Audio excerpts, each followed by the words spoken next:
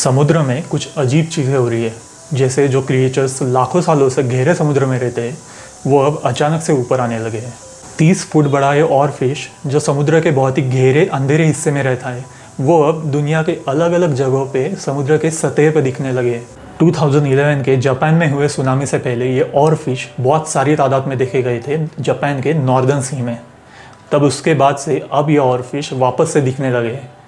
ऐसा कहा जाता है कि जब भी ये और फिश दिखाई देते हैं तब उस जगह पे कोई ना कोई नेचुरल डिजास्टर होने के चांसेस होते हैं। ये डरावनी सी लगने वाली एंगलर फिश जो अपने सिर पे लगे हुए बल्ब से शिकार कर दिए वो भी अब समुद्र के सतह पे दिखने लगी है। आइए जानते हैं इस वीडियो में कि ये सब क्यों हो रहा है। रिसेंटली केरला के समुद्र के शैलो वाटर्स के नज़दीक कुछ फिशरमैन्स ने और फिश को पकड़ा है। उसी तरह दुनिया में पिछले 2 सालों से कई जगहों पे और फिश दिखने को मिले। वैसे ही 2010 में जापान के समुद्र में फिशरमैन्स को बहुत सारी तादाद में और फिश देखने को मिली थी। बहुत ही बड़ी होती है, करीब 30 फुट बड़ी ये फिश समुद्र के बहुत ही गहरे अंधेरे हिस्से में पाई जाती है। ये फिश समुद्र के सरफेस से कुछ 600 या 3000 मीटर नीचे मिलती है। अब जापानीज कल्चर में इस और फिश को एक मैसेंजर कहा जाता है अर्थक्वेक्स या फिर सुनामीज का, पर कुछ साइंटिस्ट इसे एक सुपरस्टिशियस थॉट कहते हैं। पर 2010 में जब जापानीज फिशरमैन्स को बहुत सारी तादाद में और फिशेस दिखने लगती है तब उसी के 3 महीने बाद 11 मार्च 2011 को जापान के नॉर्थ ईस्टर्न समुद्र में बहुत ही भयानक अर्थक्वेक होता है जो 9 मैग्नीट्यूड का होता है।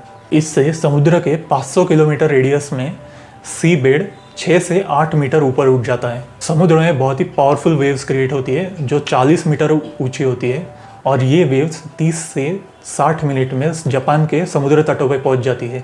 इसलिए ये कहा जाता है कि समुद्र में जब भी कोई मेजर नेचुरल डिजास्टर हुआ है उससे कुछ महीने या कुछ दिन पहले ये और फिशेस दिखने लगी है, जिस वजह से जापान, फिलीपींस और कई ईस्टर्न कंट्रीज़ में इस और फिश को डूम्सडे फिश कहा जाने लगा। वैसे ही कुछ ही महीनों पहले कैनरी आइलैंड्स के समुद्र में कुछ स्कूबा डाइवर्स को फिल्मिंग करते वक्त एक हमबैक एंगलर फिश देखने को मिली।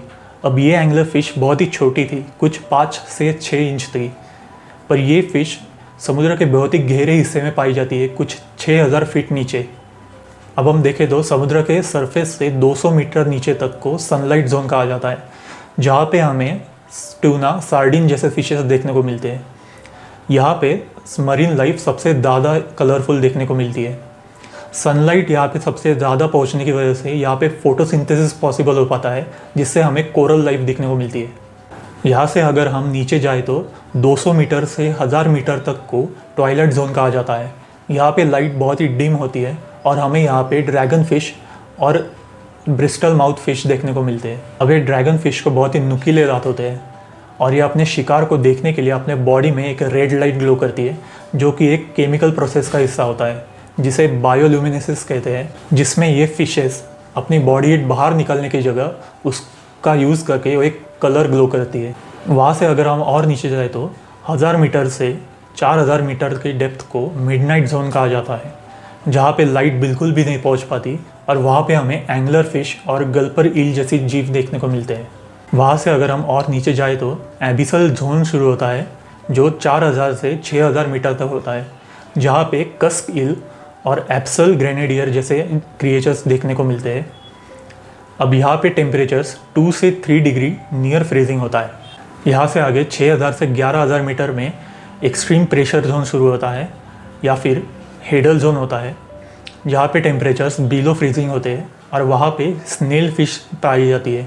पर अब भी सवाल यह है कि क्यों ये समुद्र के डार्कनेस में रहने वाले क्रिएचर्स अचानक से ऊपर आने लगे शैलो वाटर्स में, जिसके लिए जिम्मेदार climate change, ocean warming, under water earthquake, volcanic activities, ocean water pollution और इलीगल ह्यूमन एक्टिविटीज़ को कहा जाता है।